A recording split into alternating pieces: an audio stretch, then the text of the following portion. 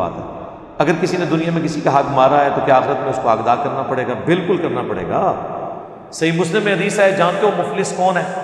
صحابہ نے کہا ہم تو مفلس اسی کو سمجھتے ہیں جو دنیا کا مال و متاع نہ رکھتا ہو. آپ نے فرمایا میری امت کا مفلس وہ ہے جو ڈھیروں ڈھیر نماز، زکوٰۃ، صدقات، حج اور عمرے، بڑی نیکیاں لے کے آیا، لیکن اس حال میں کہ کسی کو تھپڑ مارا تو کسی کا خون بہایا، کسی کو ناجائز ڈانٹا، کسی پہ غصے ہوا، کسی کو ذہنی ٹینشن دی، کافی ترتیب سے وہ چیزیں، تو وہ لوگ قیامت والے دن آ کے حق مانگیں گے.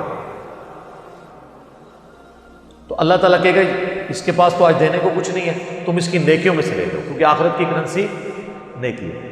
نیکیاں ساری ختم ہو جائیں گی، ابھی بھی کچھ لوگ ہوں گے جس کا اس نے کچھ دینا ہوگا، تو اللہ تعالیٰ مائے گا نیکیاں تو ختم، اب تمہارے گناہ اس کے کھاتے میں ڈال کے نا اس کو پھر دوزخ میں بھیج دیا جائے گا.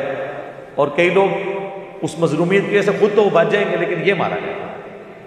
اور یہ نیک بندے کا ذکر ہوا ہے، اور میں نے دیکھا ہے نیک لوگوں میں اکثر لوگ جو ہے نا تکبر میں آ جاتے ہیں، حقوق العباد کے معاملے میں بڑے ڈھیلے ہوتے ہیں.